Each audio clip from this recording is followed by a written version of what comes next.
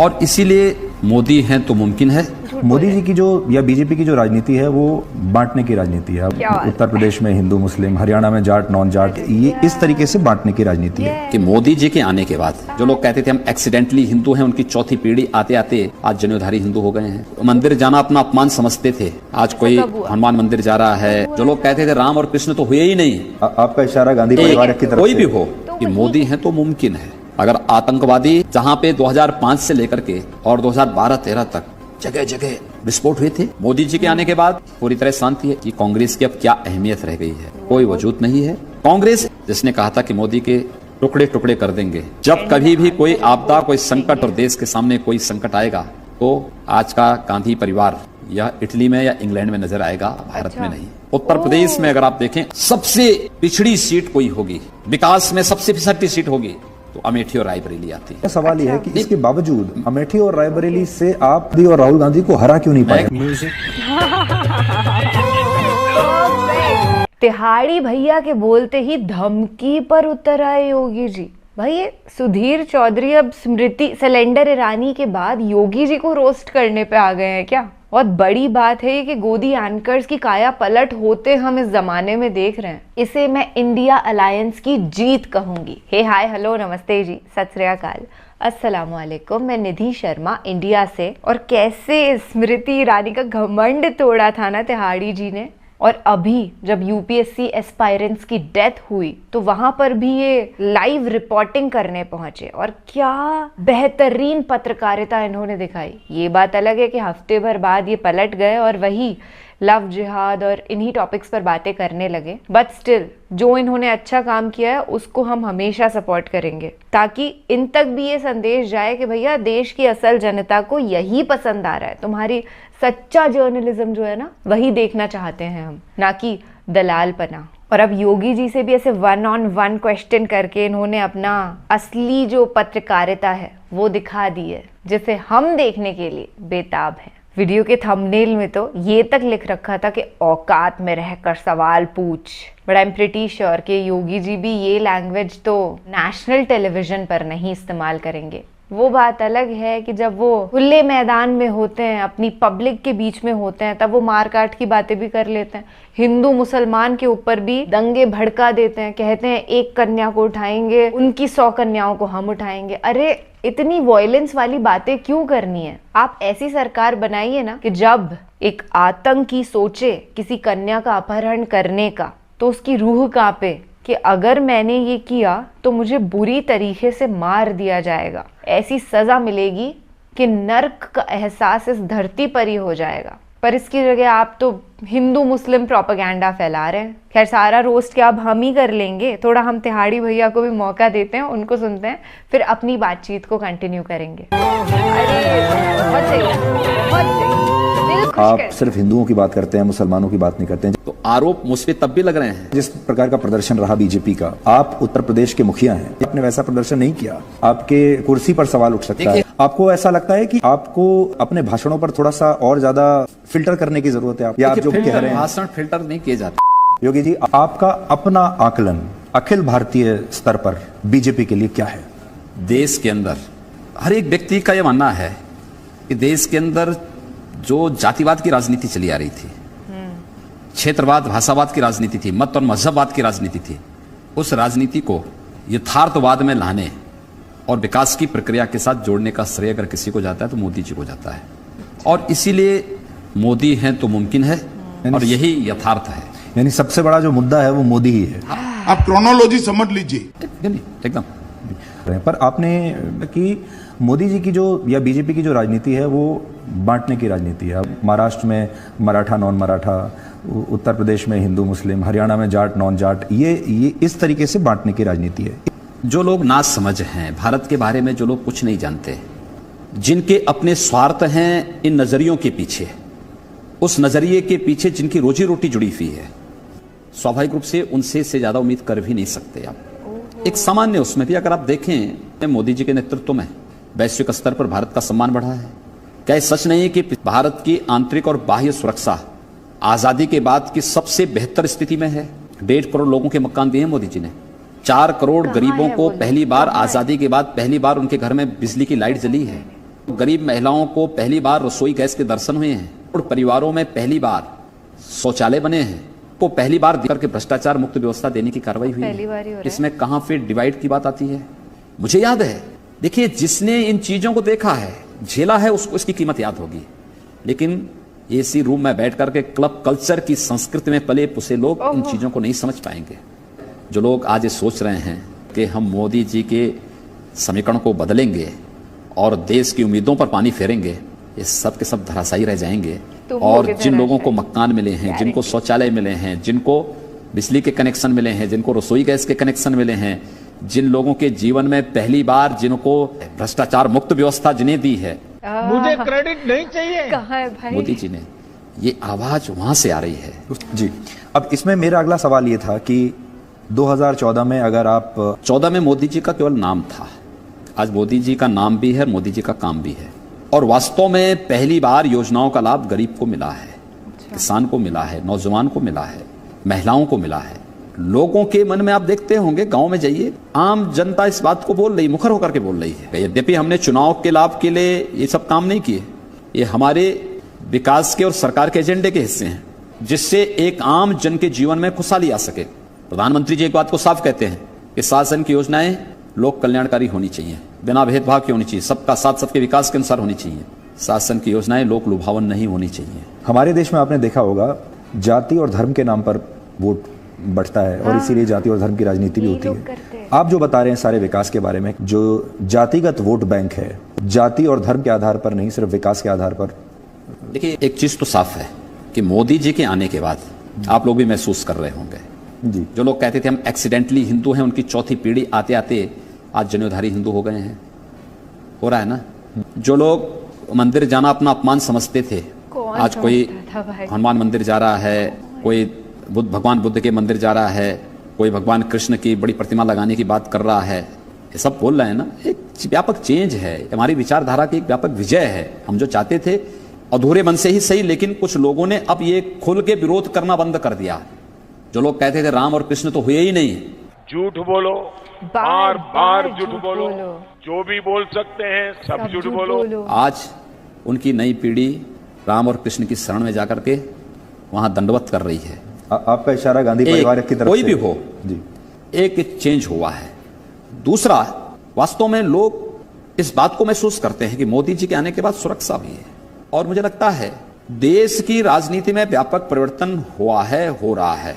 देखिए मदद मोदी मिली। जी के पक्ष में और मोदी जी के प्रति आम जन के मन में जो भाव है, बिना रुके, बिना थके, बिना डिगे, बिना झुके, जिस परिश्रम के साथ उन्होंने कार्य किया, मेहनत किया है, उसका फल पाने के अधिकारी मोदी जी हैं। और जनता उनको उस प्रकार का फल दे रही है, सपोर्ट करके, समर्थन देकर उनका फल दे रही है। एक दूसरा, कि मोदी हैं तो मुमकिन है। अगर आतंकवादी दुश्मन देश के घर में भी घुसा होगा तो वहीं घुस करके मारेंगे। ये क्षमता केवल मोदी जी के अंदर है और मोदी जी ने वो करके दिखाया है। आखिर यही उत्तर प्रदेश है ना, जहां पे 2005 से लेकर के और 2012-13 तक जगह जगह विस्फोट हुए थे। अयोध्या, काशी विस्फोट हुए थे। मोदी जी के आने के बाद पूरी तरह शांति है। आज आप देख रहे हैं ना उसका प्रभाव क्या है। और एक नई एंट्री हुई है इसमें, और वो है प्रियंका गांधी वाड्रा की। तो प्रियंका की एंट्री को आप कितना गंभीर मानते हैं? आप कि कांग्रेस की अब क्या अहमियत रह गई है, कोई वजूद नहीं है। प्रधानमंत्री पद की गरिमा को के प्रतिकूल कितना अभद्र आचरण विपक्ष कर सकता है। कांग्रेस और समाजवादी पार्टी इसके उदाहरण हैं। कांग्रेस प्रधानमंत्री कहना मोदी पड़ेगा जी के बारे में कुछ। अभद्र टिप्पणी करता था, जिसने कहा था कि मोदी के टुकड़े टुकड़े कर देंगे और जो करेगा उसको एक राशि घोषित करता है। दूसरा, समाजवादी पार्टी जो देशद्रोह के मामले में बर्खास्त हुआ हो, ये क्या बात करता है यार? देश के देशद्रोही तत्वों के साथ अपने संबंधों को उजागर करता हो और प्रधानमंत्री मोदी जी के खिलाफ भी षड्यंत्र करता हो।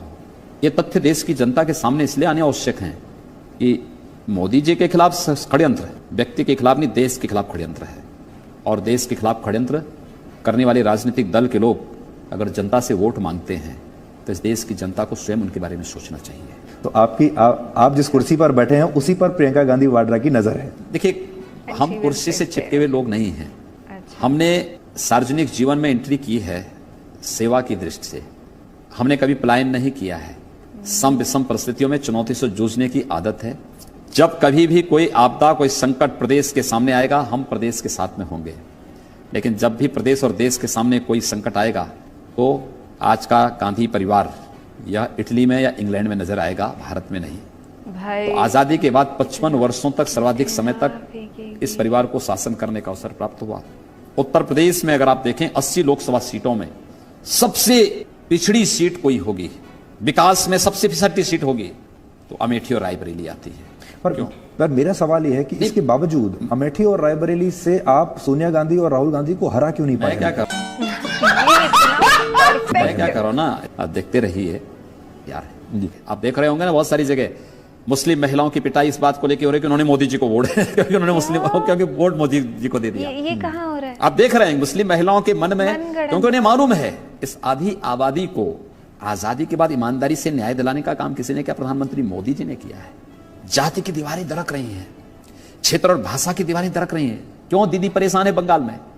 क्यों परेशान है? अब वो कह रहे हैं कि जय श्री राम मत बोलो। आप सिर्फ हिंदुओं की बात करते हैं, मुसलमानों की बात नहीं करते हैं, जबकि देखिए मेरी पूरे प्रदेश में सभी से बहुत अच्छी बनती है, मेरा किसी से विरोध नहीं है। मुझे एक बात बताइए, मुझे उत्तर प्रदेश, आप तो साल से उत्तर प्रदेश के बारे में देख रहे हैं, जान रहे हैं। उत्तर प्रदेश में साल में कोई दंगा हुआ क्या? नहीं। उत्तर प्रदेश में किसी पर्व और त्योहार में कोई विधान डाला गया क्या? उत्तर प्रदेश में शासन की किसी योजना, केंद्र या प्रदेश सरकार की कोई भी योजना रही हो, उस योजना में कोई भेदभाव किसी के साथ हुआ है क्या? कभी नहीं हुआ। हाँ, भेदभाव होता था पहले, हमने उस भेदभाव को समाप्त किया।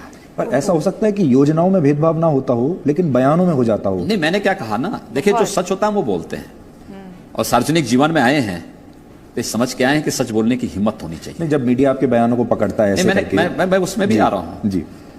सच बोलने की हिम्मत भी होनी चाहिए। तो आरोप मुझ पे तब भी लग रहे हैं। उत्तर प्रदेश के अंदर हाँ पहले भेदभाव होता था, ईद पे आप बिजली देते थे, होली और दीपावली पे नहीं देते थे। इस प्रकार की बचकाना बातें किसी के गले नहीं उतरती, लोग मजाक उड़ाते हैं।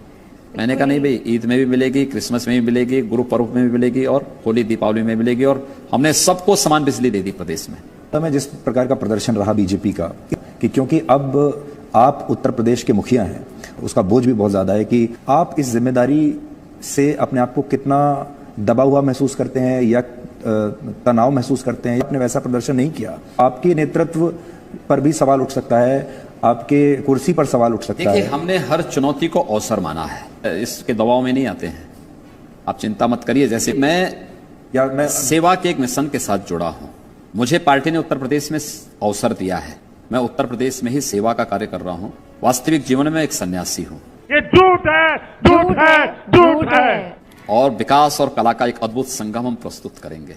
आपको ऐसा लगता है कि आपको अपने भाषणों पर थोड़ा सा और ज्यादा फिल्टर करने की जरूरत है आपको, या आप जो कह रहे हैं? भाषण फिल्टर नहीं किए जाते हैं, जरूरत के हिसाब से अपनी बातों को, कहीं क्रिया होगी तो उसकी प्रतिक्रिया के रूप में देने पड़ेंगे, ये जरूरत के हिसाब से दिए जाते हैं। अगर कहीं कोई वायरस फैला है तो उसका एंटीडोज भी उसी प्रकार से देना पड़ेगा। मेरे भाषण यूपी के वातावरण को खराब करने वाले लोगों को, जिस वातावरण को वर्षों में हमने सुधारा, जो लोग वातावरण को दूषित करना चाहते थे, उनके लिए एंटीडोज देना भी आवश्यक था।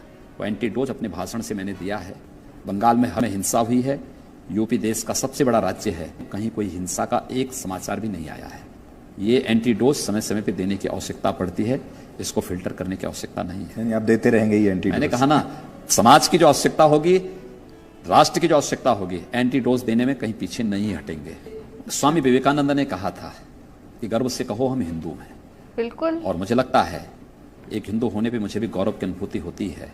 एक हिंदू होने पे मुझे भी बहुत गौरवान्वित महसूस होता है, पर मैं कभी ये नहीं कह सकती कि हिंदू सही है और मुस्लिम को मारो काटो। छी, थू है ऐसी सोच पर। योगी जी ने तो कई बार अपने भाषणों में यही जाहिर किया है। भाई आपकी अदालत में भी जब ये बैठे थे तो रजत शर्मा जी ने इनको इन्हीं की वीडियो क्लिप दिखाई थी जो कि कितनी हिंसक थी, और नेशनल टेलीविजन पर ये अग्री कर रहे थे कि भैया हिंदुओं को अब गन्स भी रखनी चाहिए, शस्त्र भी होने चाहिए। क्यों? यहाँ पर क्या जंग का मैदान बनाना है हिंदुस्तान को? And prior in the video Yogi ji also said कि प्रधानमंत्री के खिलाफ अभद्र भाषा का इस्तेमाल किया गया। अरे भाई, पीएम साहब से ज्यादा अभद्र भाषा कौन बोल सकता है। वो राहुल गांधी जी के लिए कितनी निचले स्तर की बातें कर देते हैं। कांग्रेस पार्टी के लिए जो वो बोल देते हैं ना, वैसे कभी भी मोदी जी की पावर में आने से पहले कभी भी इतने निचले वर्ग पर उतरकर किसी राजनेता ने नहीं बोला है। एक बार को थोड़ी सी हंसी आई थी सुन करके, जब मोदी जी इलेक्शन से पहले लोगों को भड़काने के लिए कहते हैं कि कांग्रेस तो जो है सारा आपका धन संपत्ति या आपके टैक्स का पैसा मुस्लिम्स को दे देगी, या फिर आपकी भैंस चरा लेगी, या जमीन का टुकड़ा चरा लेगी, या सोना। अरे बहनों को तो सतर्क रहना होगा, कांग्रेस उनका सोना भी चुरा लेगी। ऐसी बातें मोदी जी कर रहे हैं, देश के प्रधानमंत्री। भाई क्या लेवल होना चाहिए उनका। वो तो बहुत ही नीचे वाले लेवल पर उतर के बोलते हैं कई बार। मुस्लिम्स को घुसपैठिया बोला। फिर जब रूह लियाकत एक स्क्रिप्टेड सेटअप में मोदी जी से पूछती है कि आपने मुसलमानों को ऐसा कहा, तो मोदी जी बोलते हैं नहीं नहीं, मैं तो हमारे गरीब भाई बहनों के लिए कह रहा था कि अनएजुकेटेड होने की वजह से वो ज्यादा बच्चे पैदा कर देते हैं। तो मोदी जी जो हमारे आर्थिक रूप से पीड़ित गरीब भाई बहन हैं, उनको ज्यादा बच्चा पैदा करने वाला घुसपैठिया कह रहे थे। कुछ तो शर्म करो यार।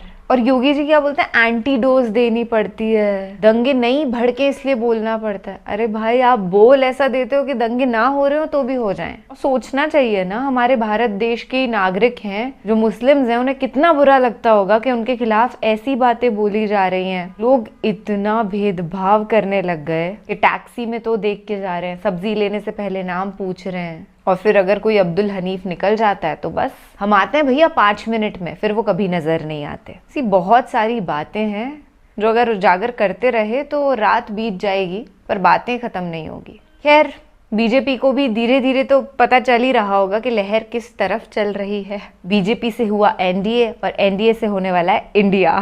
Thank you so much India alliance को पावरफुल करने के लिए। ख्याल रखिएगा अपना और अपने सभी घर वालों का। और जो आप फिलहाल सोच रहे हैं ना, कमेंट सेक्शन में जरूर से बताना। राम राम, दुआ सलाम, जय हिंद।